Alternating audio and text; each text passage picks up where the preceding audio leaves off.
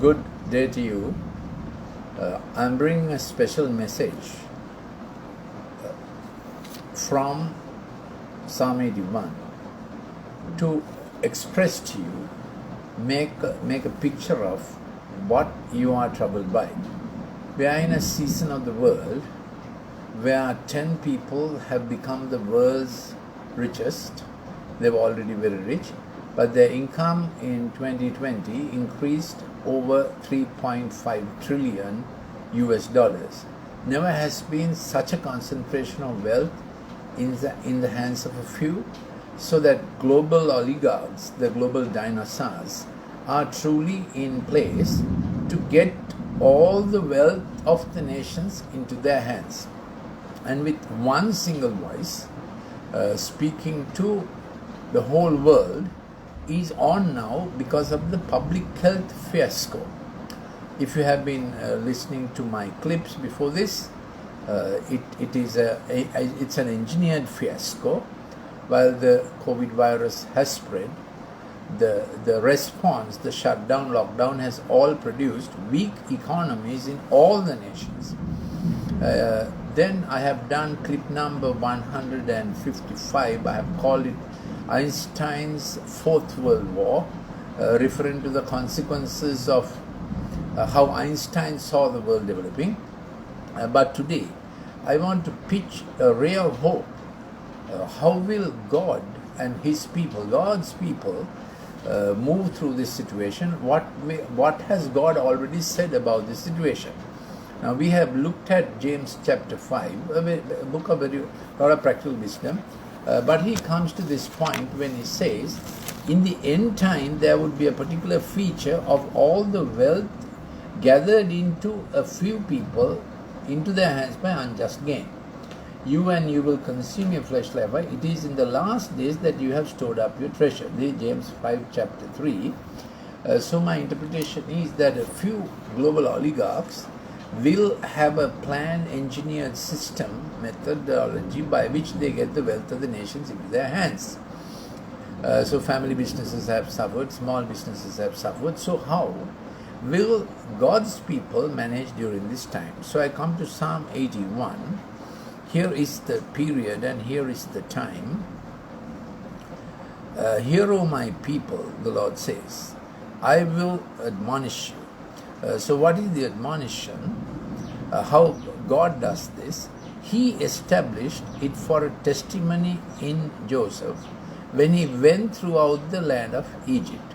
So in that first Exodus, prior to that, how God raised up Joseph, and then later God raised up, of course, Moses for the Exodus.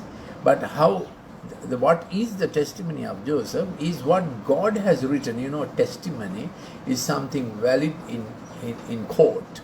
God has written up for Joseph, which means God's people. He has written it up and he will fulfill it. When he went throughout the land of Egypt, so when God watches what's happening all over the world, so Egypt, the biblical reference to Egypt thereafter, there is present Egypt, there was the former Egypt, which was the empire that kept slavery going, or that had slaves, God's people as slaves, enslaved God's people. So that is the system that God is addressing. When God has to deal with it, He will give a written scroll or a written testimony for those of Joseph, those of God's people, how they will keep their family, health, wealth, future intact. Up to now, God has made the sun to shine, the rain to rain, the harvest time, the sowing time, and He has done this all for everybody in the world, a just and fair God, just and fair Father. But He consistently and insistently, a large percentage of people are not only refusing God as Father, they are redoing the world, inventing the world in their own greedy image. That's the context of Isaiah chapter 1. We will soon get into it. But first I want to give you God's testimony, God's remedy, God's mission plan, God's rescue plan for His own people. Then we will look at the worsening scenario. First, let's get the hope. So when he went throughout Egypt, he wrote a testimony for Joseph, his people. I relieved his shoulder of the burden, his hands are freed from the basket. So the heavy, burdensome toil that has come upon the world, that is in economic shutdown, lockdown, resources in the hands of a few, enslaving nations and the workforce, God will make a way that he will remove that burden out of our shoulder, and having to labor and labor on without due remuneration for our labor, he will remove it specifically for his people. Now, he gave just laws, he gave social justice, he gave equality, how to share with the poor. They were written into the nations as the Protestant Reformation got going, and just laws and the Bible and its ethic made the Western world great. And now begins another period of enslavement and slavery, when even the Western nations did without God. They said, we can manage without you. Other nations always said that their ancient wisdom can manage for themselves. Now, nations have got into a time, they are proving the worst of science, economics, politics and human endeavor at its worst at the time it should have been the brightest. That's where it is. And I have explained this to you, that after the Second World War, by 1975, God has retrieved the world, given the world a reprieve. But from 1975 onwards, the world developed in a way, poor had less and less, and few people increasingly got the wealth into their hands. So even nations rich, those who have got wealth by hard work, are under stress. But God says he has a Joseph testimony for those who trust him. From father to son and grandson, there's a Joseph testimony. That is what the Joseph testimony is. So that's what I am explaining, that God will relieve their shoulder, God will relieve their hands, and when they call in trouble, God says, I'll rescue you. Psalm 81:7. So it is your time, Joseph. As you have a testimony, share it with your fellow chairman, fellow directors, managers, whoever willing to listen to you. Even if they are not willing to listen to you, tell them God has a redemption plan, a second Exodus. First Exodus being in Moses' time, in 1446 BC, when one empire enslaved those people. God had a plan for deliverance, and now a global empire, globalists are enslaving sovereign nations. So each nation does not know how its economy would do. So the global dinosaurs are getting into different arrangements to get the maximum out of nations into their hands, whereas God set the nations as a family of nations. So that is the context in which I am speaking. But I have dwelt on this at length in my clip number 154 and clip number 155. Please look at them carefully. So here I get on that God will answer. This is his promise. And then he goes on to say, oh, that my people would listen to me. That's what the Lord's plea is. And his promise finally in verse 16 is, I will feed you with the finest of wheat, and with honey from the rock I would satisfy you. So I have explained to you that Joseph rooms and Joseph wisdom filled from heaven, according to Malachi 3:12, bring into God's storehouse. Joseph room, you are Joseph, for that which God commits to you. Everyone has been given a harvest, which means a seed bag, then seasons, then time of activation, then opportunity, relationships, God's favor for your best harvest. God is working with you. That is the Joseph testimony. Like Joseph of old, who had his testimony that man did it for evil, God did it for good. Genesis chapter 50 verse 20, man did it for evil, but God is working for good. So that's the context and the parameter in which we are speaking. Now I want to look at the world scenario. Now don't forget this, the Joseph thing that God is giving you, the Joseph testimony. I'll read it again, Psalm 81 verse 5. He established it for a testimony in Joseph. That's why who is a Joseph? The father of the family, the head of an institution who wants to do it God's way. This can be a legislator, this can be a head of state. It may be a chairman of a company, a small company like 10 people, 100 people, or a massive company like 10,000 people employed. You have a Joseph testimony that God has underwritten, God has undersigned how from father to son he will work it out. You remember Joseph had two sons. One was called Manasseh, God has made me forget what was bitter. And the other was called Ephraim, fruitfulness. That's how God will work it through. So with thankfulness, we have to go forward. Yes. So let's look at the socio-economics and the political scenario as God saw it coming. So obviously God was not surprised. God saw it coming. And sometimes people ask me when they are new to the Word of God, so if Jesus Christ knew things were going to get bad, why didn't he stop this mess earlier? One simple answer is he said the gospel and the power of the cross, the efficacy of the gospel has to be known by all the nations of the world, and that took time.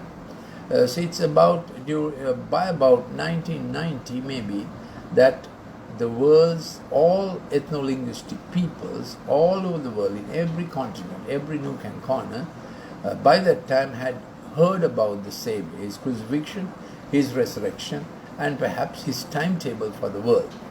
Then it is from 1990 that the world began a rapid decline into majoring on the non-essentials, including the illness, wellness, health industry, LGBTQ, transgenderism, nations losing their sovereignty, and others, meddling with nations. Now finally, what broke the camel's back, so to say, was the COVID pandemic and all that goes with that. Yes.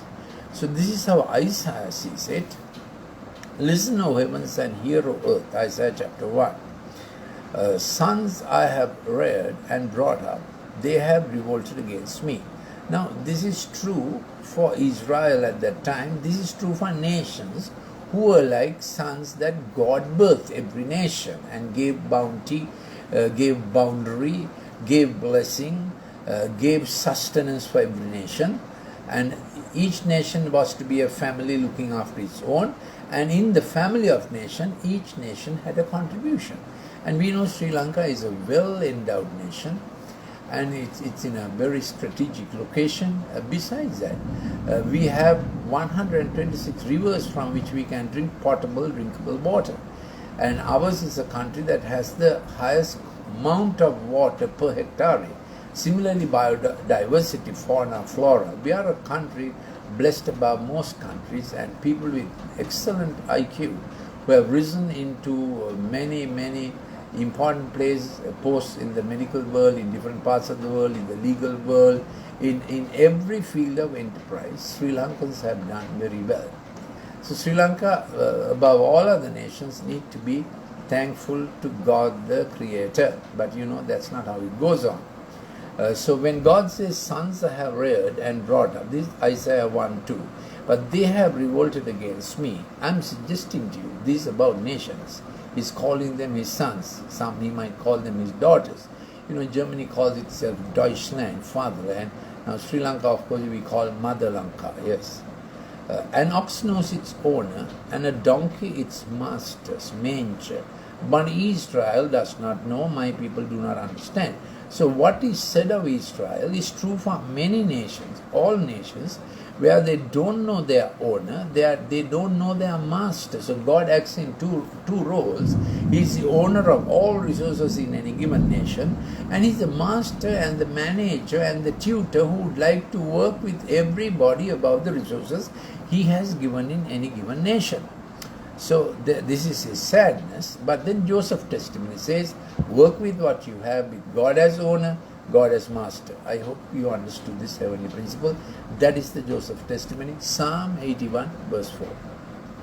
So a last sinful nation, now this is true for any nation, people weighed down with iniquity offspring of evildoers, sons who act corruptly, they have abandoned the Lord. That's the reason for all this, is abandoning the Lord, despising the Holy One, turned away from Him. Yes, so as you continue in your rebellion, the whole head is sick. Now, this whole body has become sick with the COVID problem, where immunity is destroyed by the COVID virus. That's what it does. It is designed to do so. As I've explained to you, COVID virus is an old coronavirus with a furin point and genetically engineered with the genetic sequence for HIV. So that is why this lung immune pathology. So that's a little more science. If you need to understand, you have to get back to my earlier clips on COVID science. But today I'm looking at the spiritual consequences which the Lord foresaw. From the sole of the foot even to the head there is nothing sound, only bruises, welts and raw wounds.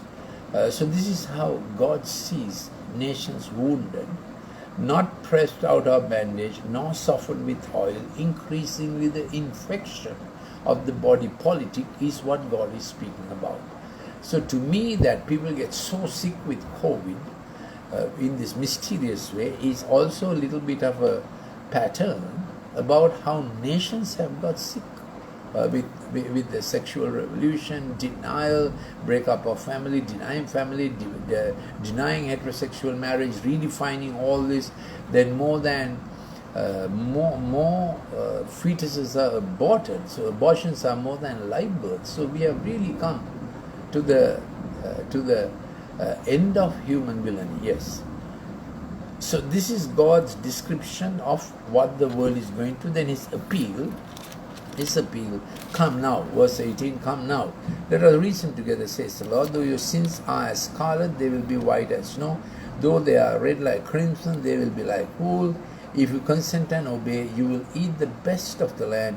If you refuse and rebel, you will be devoured by the sword. So here is still an offer. I'm saying, Lord, next 3.5 years for every nation, certainly for our Sri Lanka, let this offer be heard. What He's saying, if you consent and obey, you will eat the best of the land. We are still saying it is possible for God to give us a reprieve, reconstruction, reparation, reconciliation, restoration for our nation. But if you refuse and rebel, we are saying, please don't go that way. So I have written a litany of 12 prayers of forgiveness. Oh, forgive us. Give us forgiveness for our vitriolic words. Give us forgiveness for our ingratitude. If you like to have that litany, you can either go on my FB timeline, or else you can send a WhatsApp message to +94 77 49 214. Beg your pardon. You can send a WhatsApp message to +94 77 49 59 214. I have a litany of forgiveness prayer, and I have a canticle of thanksgiving. Thank you, Lord, for the beautiful location of our nation. Thank you, Lord, for its golden beaches. Thank you, any hectare can produce golden harvest. Thank you for the rivers, the water. Thank you for the ocean resources all around the nation. So there are 2 of them. 12 canticles of thanksgiving, 12-point litany of forgiveness. I'll be very glad to send it to you if you would send a request to the WhatsApp number, so that we all get involved in a reparation process for our nation. Because God said, if you would consent and obey, you will still eat the best of the land. This is Isaiah chapter 1 verse 19. Will you take it literally? Please share this with your friends. Maybe even those who don't know the Word of God will get a word of hope from reading through that there is a hope for our nation, where people are getting disturbed, disgruntled, thinking what's the future for our children. Already in foreign nations, in other nations, even in Australia, our undergraduates there, those who have gone with a student visa, they have no job prospects there, because each country is looking after their own. That's the situation there. So here is the promise that the Lord will still save us. Now, with that bad report, there is a good report coming in Isaiah chapter 2. Now it will come about that in the last days. So these are the last days. In the last days, what will he do? Mountain of the house of the Lord, that is God's people, established as the chief of the mountains, will be raised above the hills. All the nations will stream to it. So God has his people to be secured as God's high place or God's safe place, and others will see Christians are safe. They have a Joseph testimony, and they will come and say, just let us know how you're managing. You're so Christian, Joseph testimony will work for you. And many people will come and say, come, let us go up to the mountain of the Lord, to the house of the God of Jacob, that he may teach us concerning his ways, that we may walk in his paths. The Lord will go forth, and he will judge between the nations. He will render decisions for many people. They will hammer their swords into plowshares, their spears into pruning hooks. This is Isaiah 2:4, from which united nations got their axiom. Yes, nation will not lift up sword against nation, and never again will they learn war. Of course, we can't implement this without God. Come, house of Jacob, and let us walk in the light of the Lord. So this is the plea of the Lord. And then God gives what his day would be like. The rest of Isaiah chapter 2 is about what happens to the world that has abandoned God. And in Isaiah chapter 3, there's a fair description of the COVID happenings. It doesn't say it is COVID, but listen to the description. Isaiah chapter 3, Lord God of hosts is removing supply and support, and the whole supply of water. Mighty man and the warrior, judge and the prophet, they will be all not knowing what to do. Diviner and the elder, captain of 50 and honorable man, counselor and expert artisan, skillful enchanter, they are all do not know what to do. COVID situation is such a situation.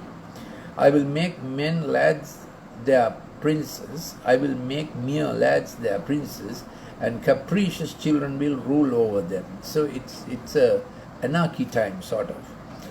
So I find in the science world, quite junior scientists are ruling the roost, and the seniors who are 65 now and no more heads of departments or universities have no say. So you need to read the Great Barrington Declaration and the website called Time of Recovery, www.timeofrecovery.org, to know the other side of science.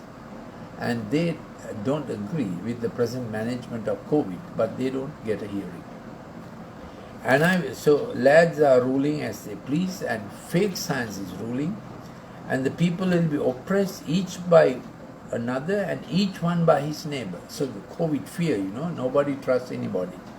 The youth will storm against the elder, and the inferior against the honorable. Often we say, how is it that our politics got so wrong?